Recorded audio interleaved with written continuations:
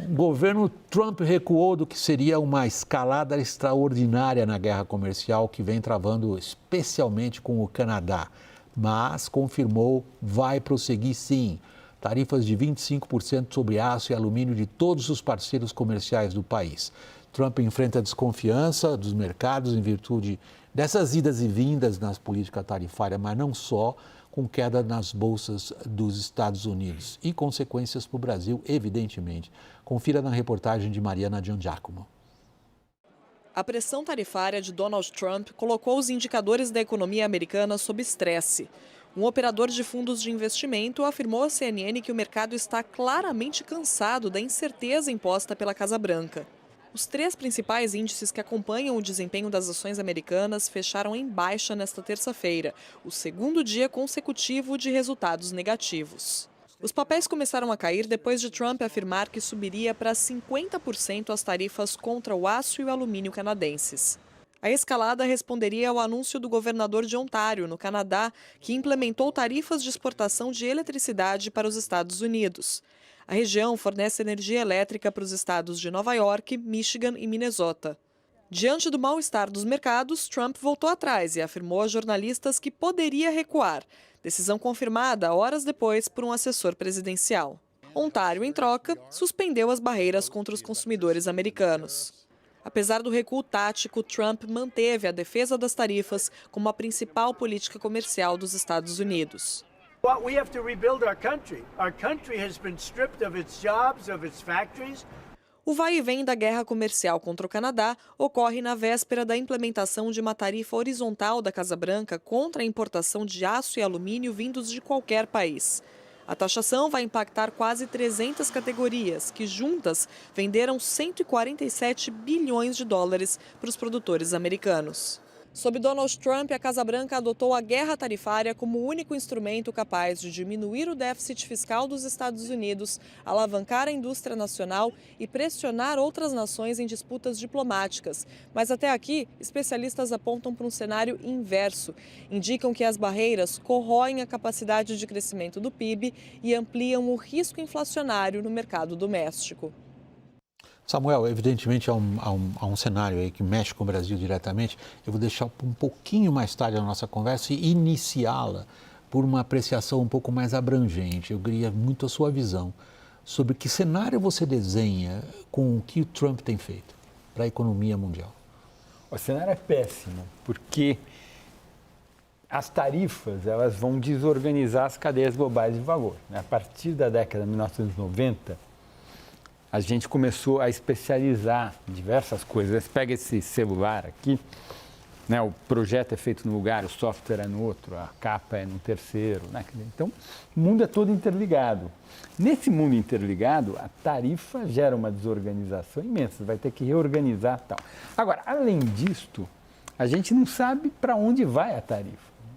Então, o nível de incerteza subiu muito e hoje é absolutamente impossível qualquer empresário fazer um plano de negócio para o investimento. Então, primeiro impacto, o investimento nas economias centrais, em particular nos Estados Unidos, vai despencar a médio prazo.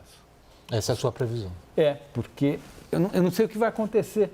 Eu tenho que fazer uma conta para saber um fluxo de caixa, para saber se o meu investimento é viável ou não.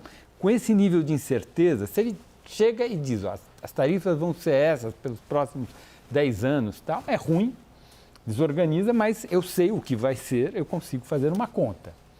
Do jeito que está, eu não consigo fazer, eu não consigo olhar para frente. Agora, Samuel, não é o contrário do que quer Trump, porque ele fala, olha, eu vou impor as tarifas e vocês venham produzir aqui, esperando exatamente esse investimento como se houvesse um botão de liga e desliga, de usina, de indústria de carro e tudo mais. O que você está dizendo é que o efeito é o contrário do que ele quer. Não, então, tem uma questão da incerteza. Agora, a gente pode discutir o fundamento da política. Né? O Trump alega que a indústria foi embora. Cara, isso é muito esquisito, porque os Estados Unidos está a plena carga, né? A taxa de desemprego lá é 4. Então, não tem ninguém desempregado nos Estados Unidos, não tem indústria que foi embora. Uma parte da indústria foi embora, aquela chão de fábrica, mas a parte mais nobre da indústria está toda lá no Vale do Silício. Os Estados Unidos têm as empresas que são importantes, geram tecnologia que inova. O ano passado, a gente teve na Europa aquele relatório Draghi, que reclamava do quê? Da falta de inventividade do setor produtivo europeu. Todas as marcas importantes, toda a inovação tecnológica é feita nos Estados Unidos. Então, a parte mais nobre do setor produtivo está toda concentrada nos Estados Unidos. Em cima desse relatório que os europeus ensaiam uma resposta aos Estados Unidos. E Agora, aí tem essa discussão da China. Os Estados Unidos perdeu emprego para a China. Mas ele não perdeu emprego para trabalhador chinês. Provavelmente ele perdeu emprego para robô chinês. Então tem um problema que não é tanto geográfico, tem um problema de tecnologia. As tecnologias mudaram e gerou uma questão real, que é muito trabalhador chão de fábrica, aquele dos Estados Unidos, dos anos 50, que tinha um trabalho mais estável, com seguro-saúde, uma aposentadoria, lá em Detroit ou na Pensilvânia. Esse emprego foi substituído por robô, nos Estados Unidos ou na China ou em qualquer lugar. Mas agora vamos pegar o personagem, Trump. Ele evidentemente não ouve o que você diz. O que você diz, quero dizer, o tipo de ideia que você expôs aqui. Ao contrário, Lorival, antigamente ele parecia reagir a manifestações dos agentes de mercado como ocorreram nos últimos dias.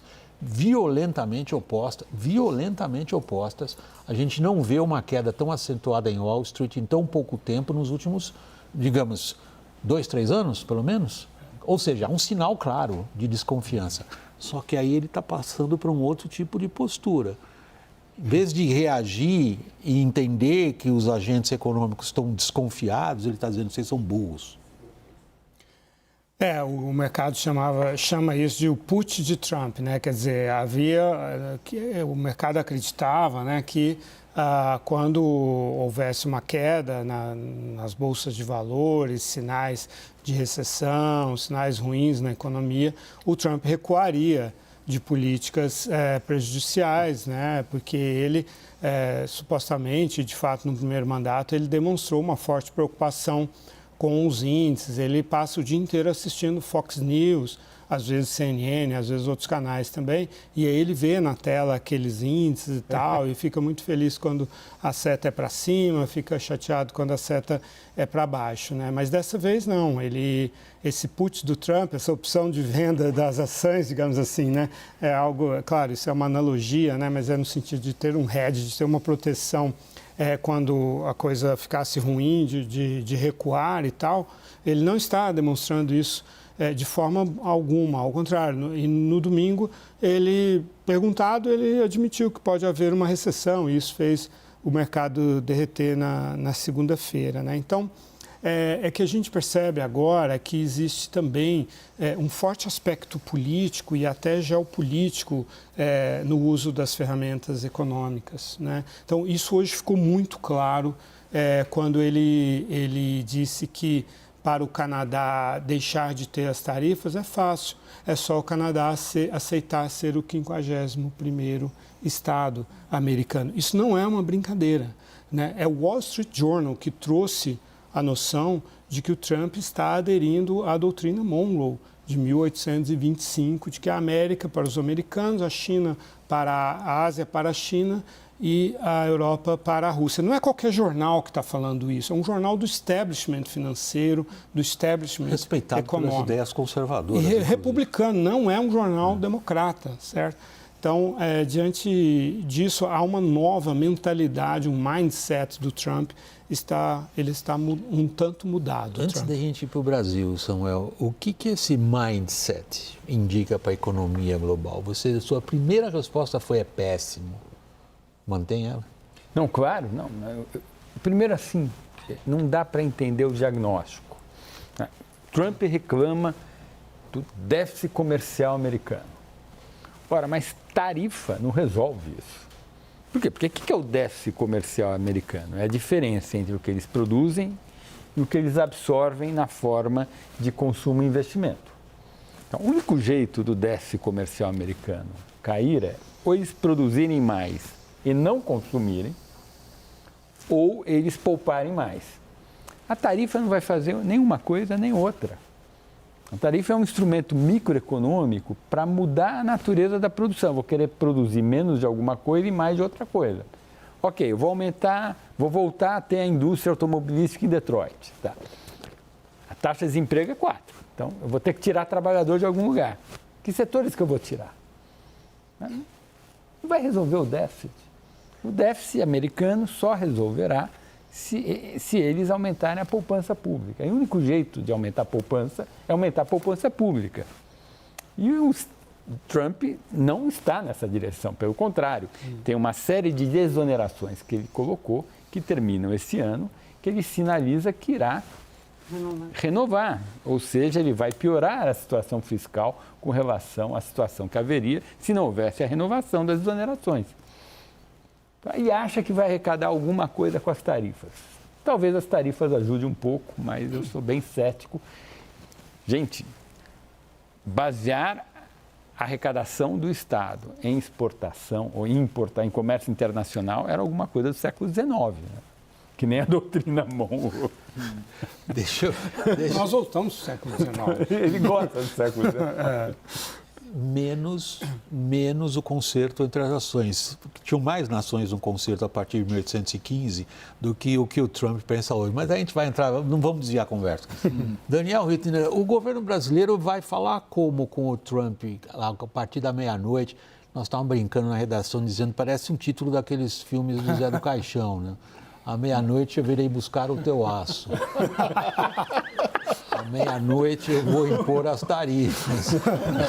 A gente fazia um monte de piada. A gente não perde um pouco, às vezes, o cinismo jornalístico, que eu acho que é bom, muito saudável. Mas parece que o nosso presidente arrumou um jeito de falar com o Trump. Ele disse hoje, fala manso comigo, não tenho medo da tua cara feia. William, ao Lula, isso já está bem definido mais ou menos aqui, se você for observar como é que Brasília tem funcionado. Ao presidente, a Lula vai caber bater, agredir os Estados Unidos retoricamente. Agredir, você está usando a palavra conscientemente. Agredir. Ao vice-presidente Geraldo Alckmin, na condição de ministro da Indústria e do Comércio, apoiado ali por um grupo de técnicos, caberá negociar. É a antítese da postura de Lula. Nessa avaliação, o governo brasileiro acha que está melhor do que 2 semanas atrás, porque 2 semanas atrás não havia nenhum canal de diálogo. A Alckmin estabeleceu um canal de diálogo com o Departamento de Comércio, que é quem cuida das questões de defesa comercial nos Estados Unidos, e com o USTR, que é aquele escritório de representação comercial da Casa Branca, que cuida das negociações comerciais. Por outro lado, me parece que já está mais ou menos claro no governo brasileiro que aquela esperança de você vomitar argumentos técnicos muito razoáveis de que, olha, os Estados Unidos têm superávit comercial com poucos países no mundo, o Brasil é um deles. Nós não aplicamos tarifas às importações dos Estados Unidos que fazem diferença aqui no mercado brasileiro. Por exemplo, aviões ou peças de aviões. Isso não tem tarifa mais. Então, mas essas argumentações técnicas não parecem prosperar. O governo brasileiro parece já adquirir a consciência de que vai precisar ceder em alguma coisa. Ceder onde? Bom, muito possivelmente no etanol, que é onde tem ali uma pressão grande do governo americano. E aí abre-se uma outra questão que é, vou ter que ceder, mas vou precisar pedir alguma coisa. E vou pedir o quê mesmo? Porque aí vai ter uma bateção de cabeça. A indústria vai querer pedir isenção para aço e alumínio, o agro vai pedir cota para açúcar e para carne bovina. E aí assim, é muita demanda para pouca concessão. E eu percebo também uma outra conversa que é paralela, mas que tem tudo a ver com isso, que é uma série de indústrias, inclusive a do aço, que já está falando, peraí, eu estava pegando os dados hoje, o Brasil tem uma produção anual de aço, uma capacidade instalada de aço de 50 milhões de toneladas por ano. O mundo tem um excesso de capacidade, ou seja, aquilo que ele produz a mais, de 500 milhões de toneladas por ano. Se essa produção de aço não vai entrar nos Estados Unidos, ou se os carros mexicanos não vão entrar nos Estados Unidos, eles vão para onde? E aí já começa uma conversa aqui em Brasília, o governo pressionado pela indústria, que é de, peraí, nós vamos precisar responder com tarifa aqui também. nós vamos precisar responder com uma defesa comercial mais ativa. Vamos examinar então que tipo de defesa você vê em articulação na esfera política em Brasília, Caio. Não, na esfera política, pelo menos agora à noite também, William, eu conversei Palácio do Planalto, MDIC e Itamaraty, muita frieza, muita cautela, na linha do que o Daniel falou dessa separação do Lula da resposta política e a resposta negociada ficar a cargo, vamos dizer assim, dos profissionais, né? Não está descartado algo mais como OMC ou como uma equiparação, né? Uma retaliação à mesma altura, mas eu sinto muito, principalmente o papel do Lula ali, falando muito para dentro, né? O Lula falando para dentro, o Lula entrando na onda do Alexandre de Moraes. É um momento que o governo brasileiro dá uma guinada à esquerda, coloca a Gleisi Hoffmann dentro do Palácio, empodera o Rui Costa, e aí entra também o anti-americanismo, né? Que também é uma característica da esquerda brasileira, e o governo todo nessa guinada à esquerda, entre o Lula também batendo para o Trump para tentar acelerar ou animar a militância e a esquerda brasileira dentro de um perfil anti-americano. Mas os profissionais, muito cautelosos, ninguém querendo reagir com fígado, vendo o cenário e achando que sim, o diálogo foi aberto, os canais de negociação estão abertos e vão insistir neles porque avaliam que o Trump, do mesmo modo que anuncia hoje, pode desanunciar ou recuar amanhã, como tem feito com outros países. Então eles acham que é preciso tirar a espuma e deixar os negociadores negociarem, e o Lula falando muito mais para dentro do que para fora. Caio, uma questão. A gente viu no Canadá o Trudeau, que é o primeiro-ministro de centro-esquerda, estava com uma dificuldade política. Esse embate com os Estados Unidos ajudou ele na imagem interna. Você acha que o PT e o Lula enxergam que talvez possa acontecer algo semelhante aqui no Brasil? Samuel, tem que entender o governo Lula hoje no pior momento, né? De todos os Lulas, de Lula 1, Lula 2 e Lula 3, é o pior momento, desesperados a todo custo. A gente vê as buscas por soluções para tentar conter a inflação de alimentos a todo custo. Então, onde der uma brecha, eles vão atacar. E pelo que eu sinto, juntando o contexto todo, como eu falei aqui, a saída é a esquerda, pelo menos para eles, né? E pelo menos na retórica interna. Isso. Assim, né? A gente vê o Lula no começo, com o Trump, ele estava mais moderado. Mas agora, e tem muita gente que lê que também é um sinal também para o Alexandre de Moraes, né? Como o Alexandre de Moraes vem sendo atacado pelo bolsonarismo, pelo trumpismo, é um jeito também de entrar e reforçar essa aliança política com o Supremo. Mas a saída na cabeça do Lula, aparentemente todos os sinais é que é a esquerda. E a esquerda também está inserido aí um anti-americanismo e batendo no Trump. A pergunta que o Samuel está colocando, no fundo, é um pouco mais abrangente ainda, Caio, é a seguinte: isso rende? Difícil dizer. Para um governo que está nas cordas, acho que se apega, e dentro de uma estratégia de guinada à esquerda, se agarra no que tem. Tem que ver como e esse é um contexto de se agarrar em alguma coisa. Eles estão com a esperança de que o Trump não ouça o Lula dizer fala manso comigo. Porque quando você fala, você não fala só para dentro, né? Ele acaba falando para fora também, né? Ainda mais com os bolsonaristas fazendo essa ligação direta.